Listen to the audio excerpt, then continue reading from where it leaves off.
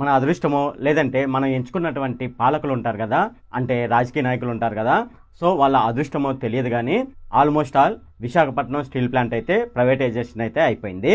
అంటే ప్రైవేట్ వ్యక్తుల చేతిలోకి అయితే వెళ్ళిపోయింది. ఎన్నికలు ఉండయనగా ప్రతి రాజకీయ పార్టీ నాయకుడు విశాఖను ప్రైవేట్ పరం చేయకుండా ఆపుతామని చెప్పేసి బోటకప్పు మాటలు చెప్పి ప్రజలను మభ్యపెట్టారు. పవన్ కళ్యాణ్ గారు మనం చూసుకున్నట్లయితే ఆయన కూడా ప్రజలను మభ్యపెట్టే ప్రయత్నమే చేశాడు. అలాగే జగన్మోహన్ రెడ్డి గారి ప్రభుత్వంలో మనం చూసుకున్నట్లయితే 5 సంవత్సరాల వరకు అది ప్రైవేటైజేషన్ అయితే అవ్వలేదు. ఇక టీడీపీ పార్టీ ఎప్పుడైతే అధికారంలోకి వచ్చిందో, టీడీపీ పార్టీ అధికారంలో ఉండగా వైజాగ్ స్టీల్ ప్లాంట్ అనేది ప్రైవేటైజేషన్ అయితే అయిపోయింది. సో ఈ అదృష్టం టీడీపీ పార్టీకే చెందుతుంది. ఇప్పుడు మనం ఈ వీడియోలో వైజాగ్ స్టీల్ అనేది ప్రైవేటైజేషన్ ఎందుకు అయింది, ప్రైవేటైజేషన్ అవడం వల్ల మన ఆంధ్రాకి వచ్చిన ప్యాకేజ్ ఎంత, అలాగే వైజాగ్ స్టీల్ ప్లాంట్ వైజాగ్ కి రావడానికి గల కారణం ఏమిటనేది ఇప్పుడు మనం చూద్దాము. హాయ్ ఫ్రెండ్, నా పేరు సతీష్ బాబు. నేను ఎప్పటికప్పుడు రియల్ ఫ్యాక్ట్స్ సంబంధించిన వీడియోలు అయితే చేస్తూ ఉంటాను. అంతేకాకుండా రీసెంట్ గా జరిగిన ఇష్యూస్ గురించి కూడా నేనైతే నా ఛానల్లో ఎప్పటికప్పుడు వీడియోని అయితే పోస్ట్ చేస్తూ ఉంటాను. ఎవరైతే నా ఛానల్ ని కొత్తగా చూస్తున్నారో వాళ్ళైతే తప్పకుండా సబ్స్క్రైబ్ బటన్ మీద ప్రెస్ చేసి సబ్స్క్రైబ్ అయితే చేసుకోండి. 2021లో మన ఆర్థిక శాఖ మంత్రి అయినటువంటి నిర్మలా సీతారామన్ గారు జేసీసీ సమ్మిట్ లో ఒక విషయం అయితే చెప్పడం జరుగుతుంది. మేము ప్రైవేటైజేషన్ వైపు వెళ్తున్నామని ఆమె కరాఖండిగా చెప్పడం జరిగింది. రీసెంట్ గా చూసుకున్నట్లయితే కేంద్ర ఉక్కు శాఖ మంత్రి అయినటువంటి కుమారస్వామి ఏమని చెప్పాడంటే, దీపం పథకంలో భాగంగా మేము వైజాగ్ స్టీల్ ప్లాంట్ ని ప్రైవేటైజేషన్ చేద్దామని వైఎస్ఆర్సీపీ పార్టీ అధికారంలో ఉండగా మేము ప్రయత్నించాము.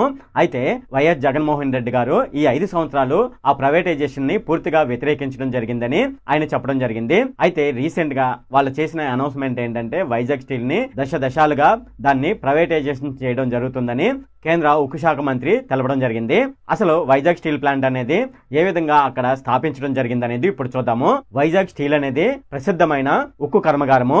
భారతదేశంలో చూసుకున్నట్లయితే అత్యాధునికమైన ప్రభుత్వ రంగ ఉక్కు తయారీదారు. ఇది మనం చూసుకున్నట్లయితే విశాఖపట్నానికి 26 కిలోమీటర్ల దూరంలో ఈ వైజాగ్ స్టీల్ ప్లాంట్ అనేది ఉంది. అప్పట్లో చూసుకున్నట్లయితే జర్మనీ, సోవియట్ రష్యా వంటి దేశాల సాంకేతిక సహకారంతో అక్కడ విశాఖ ఉక్కుని ఏర్పాటు చేయడం జరిగింది. ఈ విశాఖ ఉక్కు కర్మాగారంలో తయారైనటువంటి ఉక్కు అనేది మంచి నమ్మిక కలిగినవిగా దేశ విదేశాల్లో మంచి పేరైతే విశాఖ ఉక్కుకైతే ఉంది. అయితే విశాఖ ఉక్కులో 80% రాబడి అనేది జపాన్, జర్మనీ, అమెరికా సంయుక్త రాష్ట్రాలు, దుబాయ్, సింగపూర్, ఆస్ట్రేలియా, దక్షిణ అమెరికా వంటి దేశాలకు ఈ ఉక్కును ఎగుమతి చేయడం ద్వారానే విశాఖ ఉక్కుకి 80% రాబడి అయితే ఈ దేశాల ద్వారానే వస్తుంది. 2010 నవంబర్లో నవరత్న హోదా కూడా ఈ విశాఖ ఉక్కు అయితే కలిగి ఉంది. విశాఖ ఉక్కు అనేది ఆసియాలోనే మైనర్ కర్మాగారాల్లో అతిపెద్దది. ఇంత గొప్ప చరిత్ర ఉన్నటువంటి విశాఖ ఉక్కుకు సంబంధించి ఎన్నో నిరాహార దీక్షలు అయితే జరిగాయి. మనకు విశాఖ ఉక్కు ఆంధ్రుల హక్కు అనే ఒక నినాదం అయితే ఉంది కదా. సో ఈ నినాదం అనేది అక్కడ నిరాహార దీక్ష చేయడం వల్లే ఈ నినాదం అయితే పేరుగాంచింది. 1966 నవంబర్ 17న విశాఖకు ఉక్కు కర్మాగారం తీసుకురావాలని తమనంపల్లి అమృతరావు గారు నిరాహార దీక్ష చేయడం జరిగింది. ఇలా ఉద్యమం చేసిన 10 రోజుల తరువాత అప్పుడున్నటువంటి కేంద్ర ప్రభుత్వం అఖిలపక్ష సమావేశం అయితే ఏర్పాటు చేసింది. తమనంపల్లి అమృతరావు గారు చేస్తున్న దీక్షకు సహకారంగా తెన్నేటి విశ్వనాథం గారు కూడా అక్కడ దీక్ష చేయడం జరిగింది. అయితే వీళ్ళిద్దరూ దీక్ష చేసిన తరువాత అది ఒక ఉద్యమంగా మారింది. ఫలితంగా అప్పటి దేశ ప్రధాని అయినటువంటి ఇందిరాగాంధీ, అప్పటి ఆంధ్రప్రదేశ్ ముఖ్యమంత్రి అయినటువంటి కాసు బ్రహ్మానందరెడ్డి గారి చేత 1966 నవంబర్ 3న అమృతరావు గారికి కేంద్ర ప్రభుత్వం లిఖితపూర్వకంగా ఒక హామీ అయితే ఇవ్వడం జరిగింది. అదేమిటంటే విశాఖపట్నంలోనే స్టీల్ ప్లాంట్ ఏర్పాటు చేస్తున్నామని. అంతేకాకుండా 1970 ఏప్రిల్ 17న విశాఖపట్నంలో ఉక్కు కర్మాగారం ఏర్పాటు చేస్తున్నామని పార్లమెంట్ లో ప్రకటించడం జరిగింది. వైజాగ్ ఉక్కు కర్మాగారానికి సంబంధించి పార్లమెంట్ లో బిల్లు పాస్ అయిన తర్వాత అప్పటి కురూపం జమీందారులు వైజాగ్ స్టీల్ ప్లాంట్ కోసం 6000 ఎకరాలను దానం చేయడం జరిగింది. అలాగే 1970లో ఆ స్థలానికి సంబంధించినటువంటి పరిశీలన చేయడానికి ఒక కమిటీని కూడా కేంద్ర ప్రభుత్వం ఏర్పాటు చేసింది. 1971 జనవరి 20న అప్పటి ప్రధాని అయినటువంటి ఇందిరాగాంధీ చేతుల మీదుగా కర్మాగార పనులకు శంకుస్థాపన అయితే జరిగింది. అయితే అప్పటి ప్రభుత్వం వైజాగ్ స్టీల్ ప్లాంట్ కు 9 రకాల డిపార్ట్మెంట్లు మాత్రమే ఏర్పాటు చేయాలని అనుకుంది. అవేమిటంటే 1 raw material handling plant, 2 coke oven coke chemical plant, 3 sinter plant, 4 blast furnace సెగకొలిమి అని పిలవడం జరుగుతుంది, 5 steel mill shop continue casting, 6 light media merchant mill, 7 media merchant and structural mill, 8 wire rod mill, 9 thermal power plant. మొత్తం ఈ 9 డిపార్ట్మెంట్లను అప్పటి కాలంలో ఏర్పాటు చేయడం జరిగింది. అలాగే అప్పటి కాలంలో విశాఖ ఉక్కు ఆంధ్రుల హక్కు అని ఒక ఉద్యమం అయితే కొనసాగింది. కొనసాగింది. ఈ ఉద్యమం విశాఖపట్నంలోని ఉక్కు పరిశ్రమ కోసమే ఏర్పడిన ఉద్యమం. ఈ ఉద్యమాన్ని అప్పటి నాయకులైనటువంటి తెన్నేటి విశ్వనాథం గారు ముందుండి నడిపించారు. అప్పటి కాలంలో ఉన్నటువంటి టి అమృతరావు అలాగే ప్రతిశేషయ్య వంటి నాయకులు ఈ ఉద్యమంలో పాల్గొనడం జరిగింది. అప్పుడు జరిగినటువంటి విశాఖ ఉక్కు ఆంధ్రుల హక్కు అనే ఉద్యమంలో సుమారుగా 32 మంది ఈ ఉద్యమంలో ప్రాణాలు కోల్పోవడం జరిగింది. అయితే అప్పటి కాలంలో ఉన్నటువంటి ప్రధానమంత్రి గారు 26,000 ఎకరాల్లో ఉక్కు కర్మాగారం విశాఖలో ఏర్పాటు చేయాలని ఆయన నిర్ణయం తీసుకోవడం జరిగింది. దీనికి 10,000 కోట్లతో 20,000 ఎకరాల భూమిని ఆంధ్రప్రదేశ్ ప్రభుత్వం నుంచి కొనుగోలు చేయడం జరిగింది. 1977లో నిర్మాణ పనులు స్టార్ట్ అయ్యాయి. 1979లో రష్యాతో ఒప్పందం ఏర్పరచుకోవడం జరిగింది. 3,897.28 కోట్ల అంచనాతో 3.4 టన్నుల మిలియన్ సామర్థ్యం గల కర్మాగారాన్ని ప్రారంభించారు.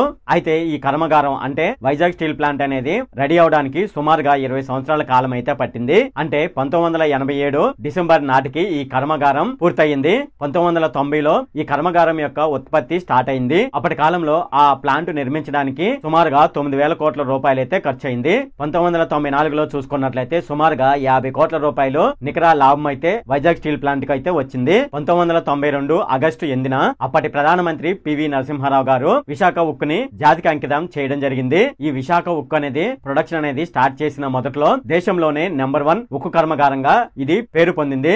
కానీ కర్మాగార నిర్మాణం కోసం నిధులనేవి సరిగ్గా లేకపోవడం, ఇతర సంస్థల మీద ఆధారపడడంతో 1998 అలాగే 2000 సంవత్సరంలో చూసుకున్నట్లయితే ఈ పరిశ్రమ అనేది కాయిలా పరిశ్రమగా మారిపోయింది. ఈ సందర్భంలో అప్పుడు ఉన్నటువంటి కార్మిక సంఘాలు ఉద్యమాలు అయితే చేశాయి. అలా ఉద్యమాలకు ఫలితంగా కేంద్ర ప్రభుత్వం దిగివచ్చి ఈ ఉక్కు కడ్డీలను ఈక్విటీలుగా మార్చింది. దాని తర్వాత విశాఖ ఉక్కు అనేది మినిరత్న నుంచి నవరత్నగా ఎదిగిపోయింది. ఈ విధంగా విశాఖ ఉక్కు పరిశ్రమ అనేది ఈ విధంగా అంచెలంచెలుగా ఎదిగింది. అంతేకాకుండా విశాఖ ఉక్కు పరిశ్రమ అనేది ఎన్నో ఒడిదుడుకులను ఎదుర్కోవడం జరిగింది. అవి ఏమిటి చూద్దాము. 13 జూన్ 2012న అక్కడ ఆక్సిజన్ ప్లాంట్ అయితే ప్రారంభించడం జరిగింది. అయితే ఆక్సిజన్ ప్లాంట్ అనేది ట్రయల్ రన్ లో ఉండగా ప్లాంట్ లో భారీ పేలుడైతే జరిగింది. దాని కారణంగా సుమారుగా 19 మంది మరణించారు.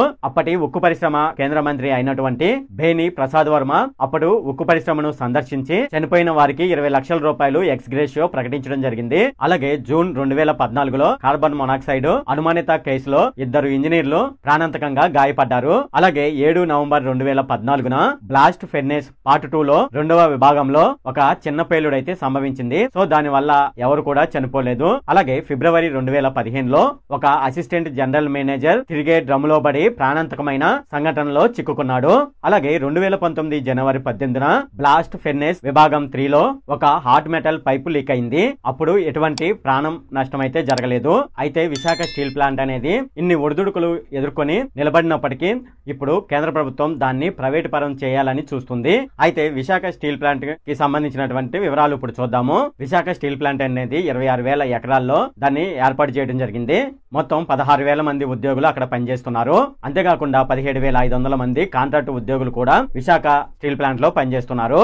దీని సామర్థ్యం చూసుకున్నట్లయితే 7.3 మెట్రిక్ టన్నులు. 4,000 ఎకరాల్లో గ్రీన్ ఫీల్డ్ కూడా ఉంది. ఇంతటి ఘనచరిత్ర ఉన్న విశాఖను ప్రైవేట్ పరం చేయడానికి మన ముఖ్యమంత్రి అయినటువంటి చంద్రబాబు నాయుడు గారు కూడా యాక్సెప్ట్ చేయడం జరిగింది. దానికి సంబంధించి జూలై 9, 2024న ఫైనాన్షియల్ ఎక్స్ప్రెస్ అనే ఒక పత్రికలో ఆ విషయాన్ని రాయడం జరిగింది.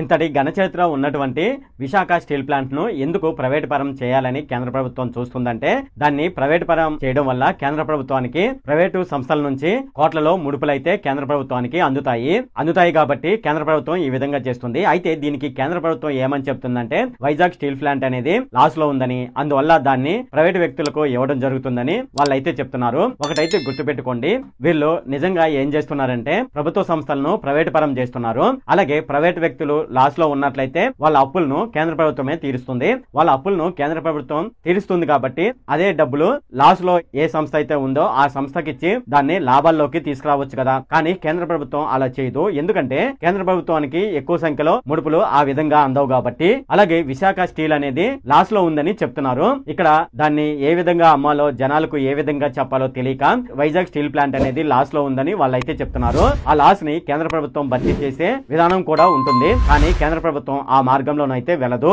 వైజాగ్ స్టీల్ ప్లాంట్ ని ప్రైవేట్ పరం చేయడం వల్ల మన ఆంధ్రప్రదేశ్ కు వచ్చేది ఏంటనేది చూసుకున్నట్లయితే 11,440 కోట్ల రూపాయలు అయితే మన ఆంధ్రప్రదేశ్ ప్రభుత్వం ఖజానాలోకి అయితే వచ్చి చేరతాయి. ఈ డబ్బుల కోసం మన ఆంధ్రప్రదేశ్ ప్రభుత్వం ఆంధ్రుల అభిమానాన్ని తాకట్టు పెడుతుంది. వైజాగ్ స్టీల్ ప్లాంట్ అనేది ఆర్థికంగా నష్టాల్లో ఉందని చెప్తున్నారు. చేస్తున్నారు. కానీ ఈ నష్టాలు జీవితాంతం ఉండవు కదా. పైగా నష్టాల్లో ఉన్న సంస్థను ఆదుకున్నటువంటి ప్రభుత్వాలు ఎన్నో ఉన్నాయి. కానీ కేంద్ర ప్రభుత్వం ఆ విధంగా చేయకుండా వైజాగ్ స్టీల్ ప్లాంట్ ని అమ్మడానికి అయితే నిర్ణయం అయితే తీసుకుంది. సో ఇది ఎంతవరకు కరెక్ట్ అనే విషయాన్ని కింద కామెంట్ సెక్షన్ లో అయితే తెలియజేయండి. ఇది ఫ్రెండ్ ఈ వీడియోలో. ఫ్రెండ్ ఈ వీడియో కనుక మీకు నచ్చినట్లయితే ఇక్కడ కింద ఉన్న రెడ్ కలర్ సబ్స్క్రైబ్ బటన్ మీద అయితే ప్రెస్ చేయండి. అలాగే ఈ వీడియోని మీ ఫ్రెండ్స్ అండ్ ఫ్యామిలీ మెంబర్స్ కి అయితే షేర్ చేయండి. అలాగే ఈ వీడియో సంబంధించి ఏమైనా కామెంట్ లోనే అనుకోండి, నాకు తప్పనిసరిగా కింద కామెంట్ సెక్షన్ లో అయితే తెలియజేయండి. ఈ వీడియో ఎంత friend. Okay, thank you friend.